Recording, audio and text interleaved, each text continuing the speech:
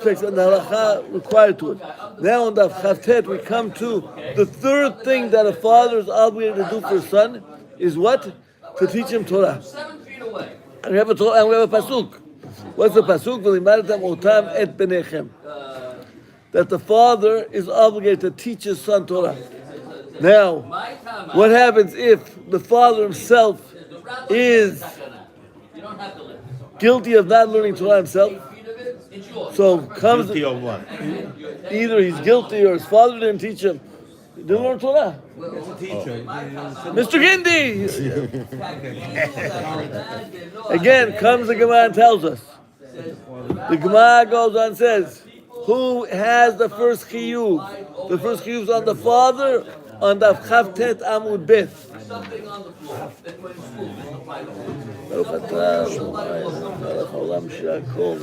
Amen. So comes the Gemara and tells us. It's we ask the question, what happens if? He only has the ability to do one.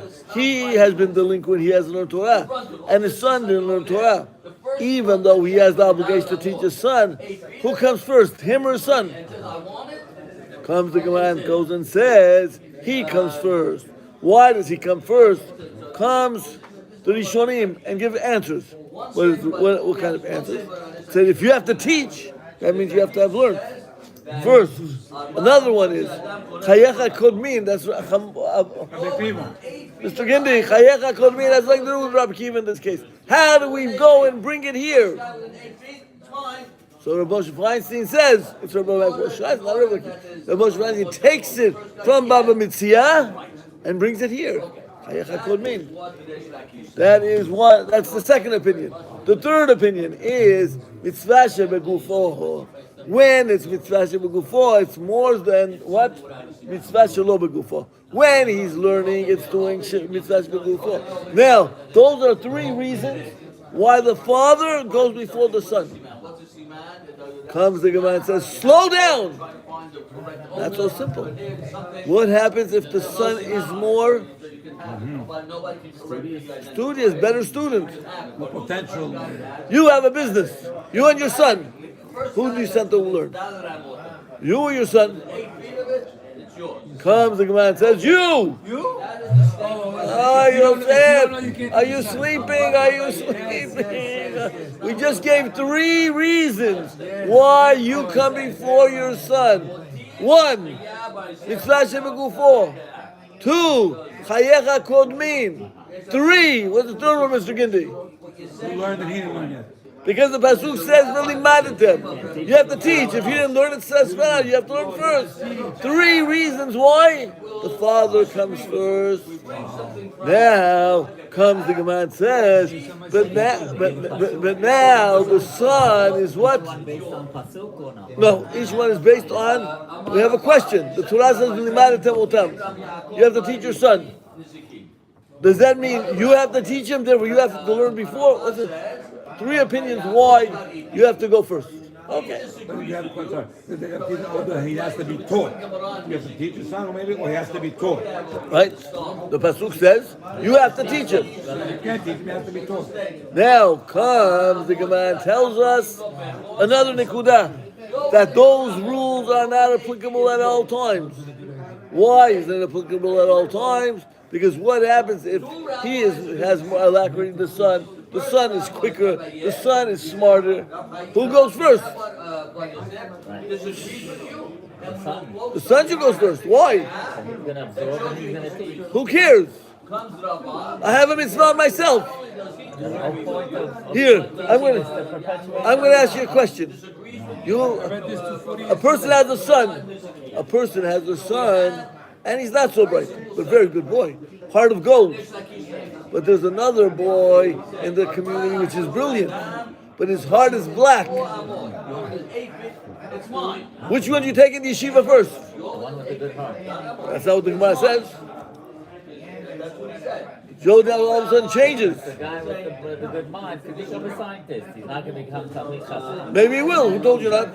He's living in Chalab. They're not letting him into university. Mr. Gindi, did you hear what we just said? Mr. Gindi, I don't know what you said. Did you hear what the Gemara said? No, what did the Gemara say? You have a son and yourself. Who goes first? Why? 3 reasons. Now, are those 3 reasons negated at certain points?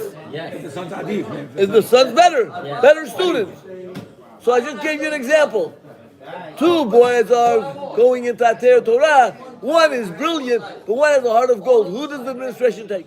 Because it's very hard to change character. So what does the Gemara say here? Develop someone's mind. So what does the Gemara say here? The Gemara just told you. He goes ahead of the father. He's not talking about a mind. Who told you? It just gives you one criteria. Ability to learn. Right? Study. That's my question. And then my other question is, and who cares who's better? Chayecha kodmin. You. Right? Even the son is Ilui, we still high. Right? And we say not like that. Let's say you have to hire one teacher. Well, again, we're assuming that you only have money for one what? For one tuition. Who comes first? Not always. If he's a better student, but if he's not a better student, the Gemara, don't make up your own thing. The father, and then the father goes and teaches. Okay, I don't know. The son will be already by the time he's out of yeshiva. He's out. We have attention here. Right? So what do we do? Maybe the son could teach the father. Maybe the son can teach the father. So the Gemara goes on and says, the son comes secondary to the father. 3 reasons. I'm not going to go back over the reasons. Now comes the Gemara and says, but there is a reason that overrides. When does it override? When the son is a better student. Right? The criteria is not that he has a good heart. The criteria is not he's a tzaddik. Now my question arises, Mr. Gindi. Mr. Gindi, let's go on. And now comes the Gemara and tells us one of the reasons is Rabbi Moshe Feinstein, Chayecha Kodmin. So Chayecha Kodmin, who cares if my son is smarter? What do you mean? The father's Chayecha Kodmin. I understand why Chayecha. Their life is not as in danger. Well, we just did, you're right. He asked a good question, and I'm going to answer him. Not like Mr. Gilly's answering, but because you weren't here in the summer, so I can't blame you. Comes the Gemara and tells us, I have a Pidyon HaBen, I have 5 Silayim. Only 5! And now, my son is now 31 days old, he needs Pidyon HaBen. My parents were not religious, and I'm Bechor, and I didn't have Pidyon HaBen. What is the din? Why? The Gemara says, Chayecha Kodmin. You got it? So now, you understand how we can do what? We can transfer the concept of Chayecha Kodmin onto what? Got it? When a person has to do Pidyon HaBen, usually Chayecha Kodmin means you have a bottle of water and you're walking through the desert. Comes Rabbi Akiva, he's talking about a specific case. But we have a Gemara here in Masechet Kiddushin that you have to do Pidyon HaBen and you have 5 Slayim. That's it. And you have a boy, your firstborn son, he's 31 days old. And then the Kohen says, you also didn't have Pidyon HaBen. Where do you use those 5 Slayim? For yourself or for your son? Which one? So you see, Chayecha Kodmin is not only a concept of what? Of life and death, also spiritual, right? So therefore, Rabbi Moshe Feinstein says I could use Chayecha Kodmin for what? He's not telling you what is the din. The din, the Gemara says. The Gemara says who comes first? The father comes first. And if the boy is smarter, why is the father first? Because Chayecha Kodmin. That's who. Sometimes the son will be first because he's more potential, more deep. How could that override the That's the question. How does the fact that the son is smarter do what? Rid me. I didn't answer. Rid me of what? Chayecha Kodmin. So I'm going to tell you what Rabbi Moshe Feinstein says. It's also logical. Why is logical? Because you can't teach when you're ignorant. You're not teaching, you have tuition. Now we're going to give you a question. I am walking through the desert with Mr. Trump. We only have one bottle of water. I'm quicker than Mr. Trump. Even though he plays golf, I'm still quicker than him. I grab the water. Poland Spring bottle. He tells me, I'm greater than you. I run the whole free world. What do I tell him? Chayecha called me. Who cares? I took the bottle. Who cares? Correct? So Chayecha called me does not do what? Chayecha called me is not pushed away by greater. My life is more. That is even the question Rabbi Moshe Feinstein. Even if not greater. Chayecha comes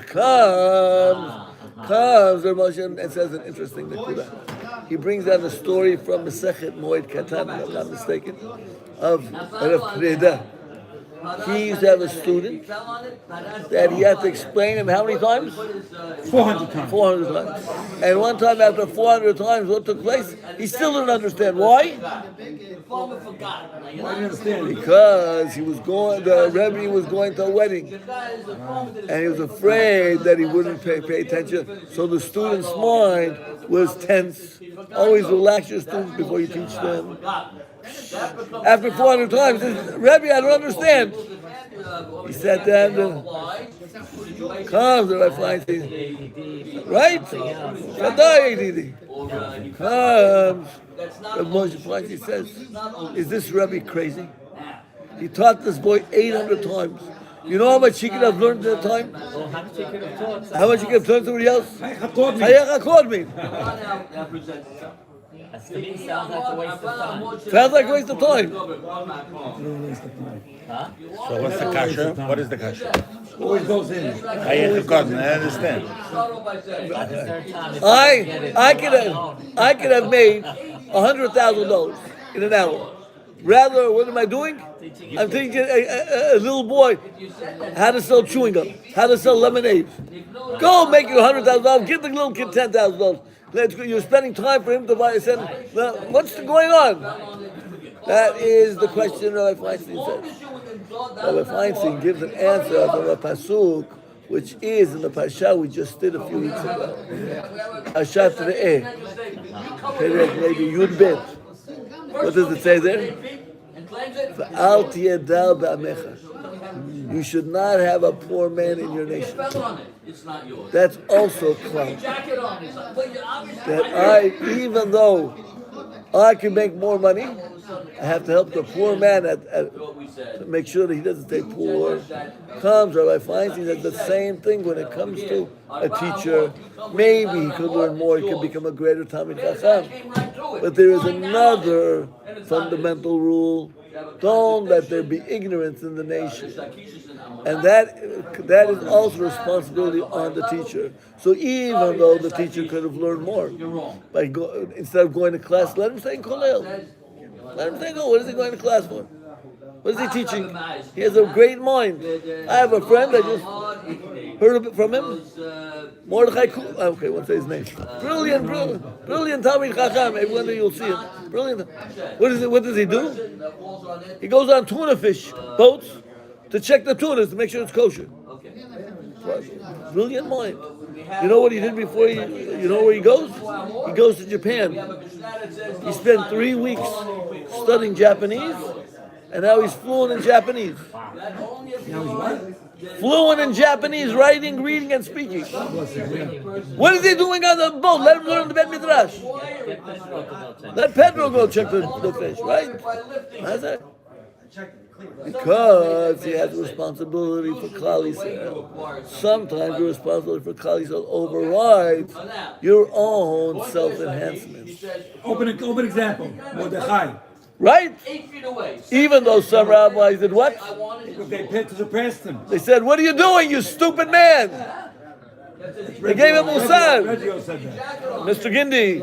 Other people, I got Rabbi Yochanan ben Zakkai is not enough? You compare him, or you avoid it. I said, who said you should have to go into politics? And maybe, Hey, save it, Mr. Mr. Gindi, I'm going to tell you a story. I don't want the four. I want to acquire. We have time. We have time. First day we have a lot of chazara to do still.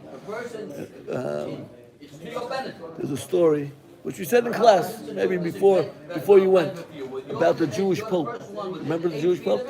You can claim. Remember the story? A little bit. So the Jewish Pope was taken away from his father for close to 30 years, 40 years. And now his father sees him again. This Jewish boy became an anti-Semite. You know the story? You don't know the story? We're going to tell you the story. I don't want to use that. We're going to tell you quickly the story. In Mayence, Germany. Where? 1100s, Mayence. Mayence. You can look it up, it still exists, the city. In Mayence. All of a sudden, what took place? There was a great rabbi, Rabbi Shimon HaGadol. Gadol B'Mod. He is blessed with good looks. He is blessed with great mind. He's blessed with wealth. But one thing he's not blessed with, he has no children. And him and his wife pray. And they cry. And they pray. And finally, after 10 years of marriage, the wife is pregnant. She has a baby boy. The name is Elchanan. Elchanan was a brilliant prodigy.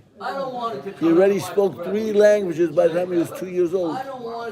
Yiddish, German, and Hebrew. By the time he was 4, he was playing chess with grandmasters. Was he winning? I don't know who was winning. Brilliant. At 4 years old, he got deathly sick. His temperature, deathly sick. His temperature went up and up and up. And the doctors told the rabbi, we can do nothing. He's going to die. At the same time, there was what? There was a Slavic woman who was what? Who took care of him. She had no parents. Her parents died. She was homeless. The rabbi took her in. Maria, nice Catholic girl. And her whole life was one thing, raising this little boy. All the love which she didn't receive and she wasn't able to give, she focused it on Elchanan. And you got better. Listen, Mr. Gindi! Now Elchanan, now what takes place? He's ready to die. The night before he's ready to, it looks like he's going to pass away. She runs to the church. She bangs on the door. She goes and prays. And the friar Ambrosia, tells her, what's wrong? He says, there is a beautiful young boy, Jewish boy. He's dying. He says, what do you care? He has eternal damnation. He's going to burn in the fires of hell. He didn't accept Yeshua. That's right. He says, what do you mean after he dies he's going to go to hell? Yes! That's what we believe. He says, how do I save him? He says, there's one way of saving him. You go sprinkle on him, I'll give you holy water, and you'll pray to Mother Mary. At the same time she was in church, Rabbi Shimon had a dream. Rabbi Shimon's dream was amazing. He comes into a magnificent room. There's a grand throne. Comes in and he kisses the ring of a man. He looks up, and who's the man? Elchanan. He realizes that that's a what? Ruach HaKodesh, that his son is going to live. He wakes up in the morning. He doesn't tell the whole dream to anybody, but he tells his wife, honey, Elchanan is going to live. So how do you know? He had a dream tonight. And he had a dream, you could trust it. That day, at about 1 o'clock in the afternoon, the fever broke. And there was Simcha Gdola. We started to eat. Comes Maria. And she thinks, I saved him. 3 weeks later, after the house calms down, Hanan's better. She goes to church, and she comes Sunday, and she's singing the Psalms. A psalm to you, David. And she's singing. And the priest, Friar Ambrosius, says, what happened? Why are you so happy? He says, the baby lives. He says, now comes your test if you're a true Christian. What do you mean? He's living. He says, did you sprinkle the water? Yes. Sprinkle the water. I spoke to Mother Mary and she listened. She listened because now you're saving his soul. Now he's not an imbecile. Now he's not a infidel. Bring him to the church. For what? He cannot live with his Jewish parents. Maria says, Father, they gave me my life back. When my parents died and I was in the street, the church didn't help me. Who saw me and found me and helped me? None other than Rabbi Shimon, Rabbi Simon. And I'm going to pay him. He says, pay him. You're going to be his salvation. His son will go to heaven.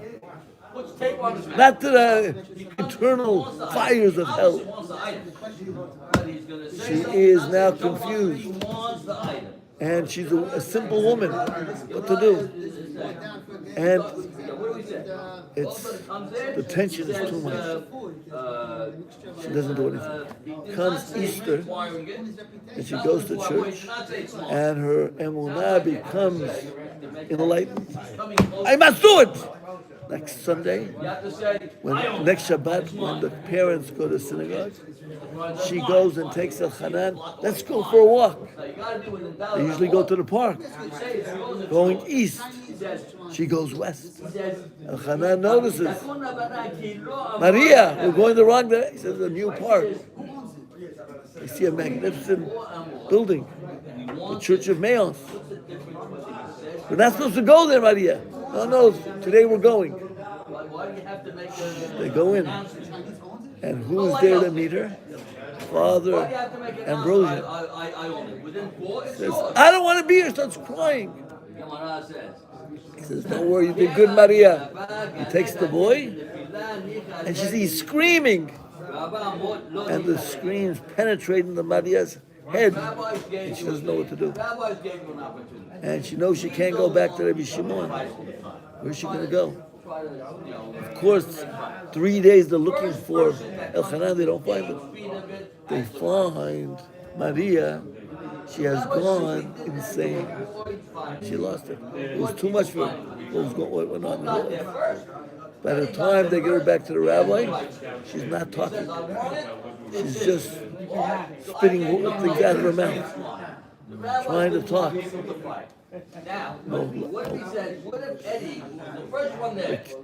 The son, to make a long story short, becomes the number one student in the monastery of Mayence. But how do you say that? Under lock and chain. What do you mean? How do you say that? They didn't let him go. He was kidnapped. They didn't know. The father, Ambrosia, he messed part of the story. He sent him to a city called Würzburg because he knew that man would look for him. And there, he became very fluent in Latin. Some say he lost his amnesia because he got sick again. But he learned all Latin. He learned all their tradition. And at 13, 14, he was known as the prodigy of Würzburg. The Pope at that time was Pope Victor III. Heard about him. He said, I want to see this boy wonder. They sent him from Würzburg to Rome just to visit. And the Pope saw him. He said, this boy is not leaving my side. He will be my close advisor. And he became the close advisor of Pope Victor III and advised them all. 18 years passed, and Victor dies. I want everybody to see that. And the cardinals are wondering who they have to make the final. Who is going to be the new pope? No, everybody, it's unanimous. It's going to be Elchanan, whose name was Adam. They don't know he's Oh, they don't know he's Jewish. His name is Adam. They called him Adam. And as a pope, they called him He didn't want to use it. He said, no, not using Clement. Not using They that. called him Clement. I He became Clement, I'm relinquishing and my he right. was a rabid anti-Semite. And he put rules on the Jews of Europe against mikveh, against kashrut, and against milah. Why do you hate the Jews? Why? No, that's what they do in church for 30 years. They cult him, but did he have any? Sure, inside he goes. Inside him prior to that he had a negative feeling? Chas v'shalom comes now. By jumping on it, you're His showing father, Rabbi Shimon, was delegated by all the rabbis of Europe. You are fluent in Latin. You're brilliant. Miracles happen in your hands. You have to go to Rome and have an audience with the Pope. Petition the Pope. Such goes. He goes. But he says he needs an entourage. Rabbi Shimon. He goes. He comes to the Vatican. And deja vu. I don't want the full abortion. Deja I vu. want something more He secure. remembers this place. I want to jump on it to be And one. he's thinking, where does he know the place? It would have been the best thing of all. The dream. Then it would have been this. So what do you do? He goes up, and he didn't tell all the points of the dream to his wife. There was a big cross over the head of, and he was wearing a crown. He goes to the Pope, kisses his ring like it's supposed to be done. The quorum. The Pope tells him, you are the rabbi, a delegate from the Jews. You have 2 minutes It's always yours. to make your case, and you must leave. I can't have infidels speaking to me. He said, I don't want it. In 2 minutes, what is Rabbi Shimon going to do to speak to him? You know, it's the son, Shimon? The rabbi knows that's his son? He thinks, yeah. He Be recognizes. something he taught him when he was 2 years old. He looks, and what does he see on the side of the Pope? A chessboard. He tells the Pope, please forgive me. Does Your Highness play chess? Yes, excellent. I would challenge the Pope to a game of chess. 2 hours of it. 2 hours. Yeah.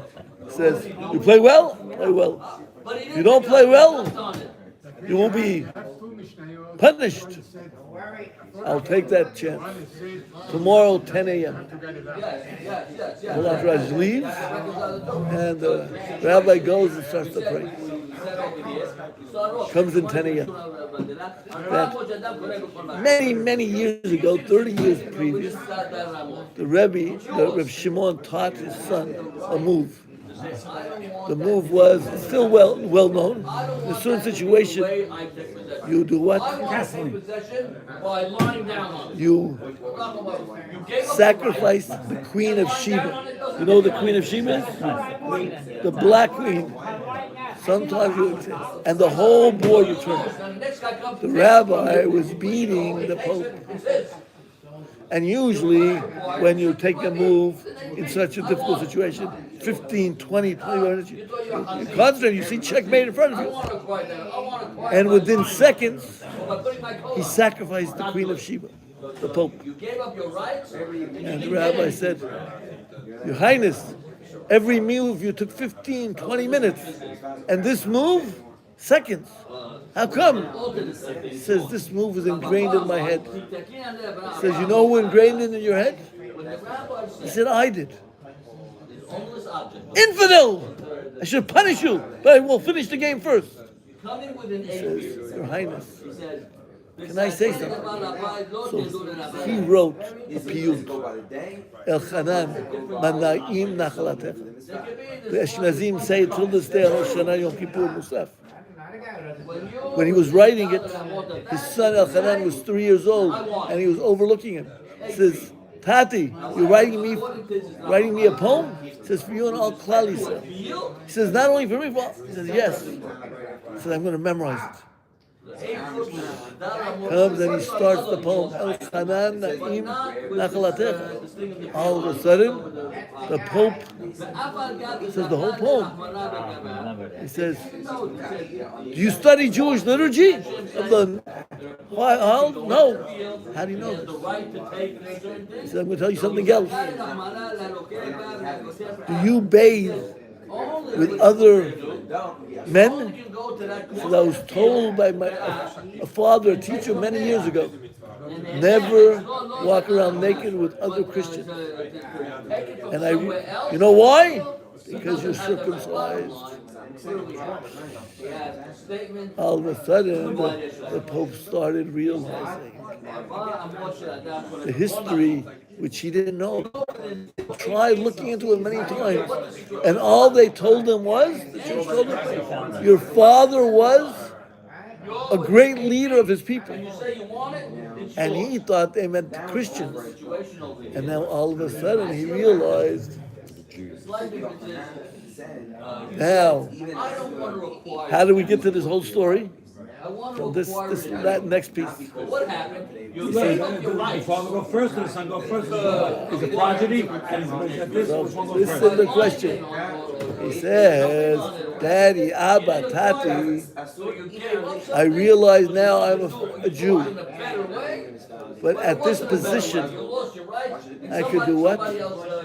I could do much for my people. Nobody will know that and I will only come to his father says, it's a very difficult question for me to answer. But I'm going to tell you what was in my dream. You took off your crown, you left your throne in Rome, and you threw it away. And you came back to Mayon, and you had a higher throne and a more beautiful crown. I don't have those. He says, Daddy, that means you're telling me to leave? He said, I'm telling you what I dreamt. He says, Daddy, understand, give me 3 months to put us on good footing, and I'll be in Mayon. If you go to church records, you find out that Pope Clemens disappeared after 2 years. So the church says he went to Shemayim, like Chanoch. But we know better. So what was the whole point of the story, Mr. Gindi? What comes first, the prodigy or the light? Mordechai, should he be the prime minister? Or should he be sitting on the Bedin? The story doesn't prove either one. Gives you. He could have been on state pope, act like a Jew, and be good to his people. Like yourself. Like Mordechai wanted did. But what was his fate? He has to go back. What did he do? He went back. He did? That's because We have into sport. It's not me 26 years. I never heard this full story till today. The full story. But there's another story, El Hanan. You got another story, El Hanan. Another El Hanan story. Another guy. Another El Hanan. I have a friend, El Hanan. Yeah, and you told the story. That's another story, right? So that's not in the 1100s. This story is in print. This whole story is in This print. is in many places. Yeah. You could find it in a book called The Chosen Path by Binyamin Sender. You could find it in Midrash Yisrael, which was written in the 1400s. You could find it in a sefer called Agudot Am Yisrael, also written in the 1800s. I think there's a book, the children's book, that's the Pope King or something. Maybe. Maybe they made children's books. Something like that. if the dream stopped when he meets his son and he tells him, and now the boy realizes. Now, it doesn't go one step further to show him he has a bigger crown. I have a question. I have a question, and both the father and son, so we know how the son answered the question. He already said, how would the father answer? The son is right. He can do so much. So much right? Yeah, last week. Wow. Last week. Cousin told me. So, Mizrahi, you heard the story too many times. No, we didn't hear that full story. I don't remember it. We didn't hear, I'm here a long time. I never heard that full story. So maybe during the summertime, I said. Summer, we said it? I think so. What year? 1720? 1100s. Oh, 11. Baltos vote. Pope Clement, Pope Victor, and Elchanan and Rabbi Shimon HaGadol. It's one of the kinot. It's one of the kinot that Ashkenazim use on Rosh Hashanah, before Musaf. Rosh Hashanah and Kippur. You know, you talk about kiss the cloth. I had an actual story. Maybe you heard it. Mrs. Ashkenazi. That's Shalom. She told me herself. She was escaping the Holocaust and put her in a convent in Europe. In Syria. It's been a convent to save her. Like they did a lot of things. They saved her from the Nazis. They made her look good. And she told me every night the chidiyah would come to her bed, come out like this one, and kiss the cross. She told me every night they come to bed, kiss the cross. And she would told Rabbi me. Herzog, Rabbi Herzog, in 1946, had a meeting with the Pope Pius, came to Pope Pius, and he had 10,000 names of Jewish children who went to what? Who were put in the monasteries by Jewish parents. They have the 10,000 names. So our children said, and the Pope said, they're now Christians, and you deserve nothing because you do not accept Yeshua. 10,000 children gone. It's like Michael the Weissman over here. Have a good day. He's sleeping. Michael the Weissman, he went to the Pope Nuncio, and he don't grab him. He jumped out the window. He said, "What about innocent Jewish children?" And he told him, "There are no innocent Jewish children."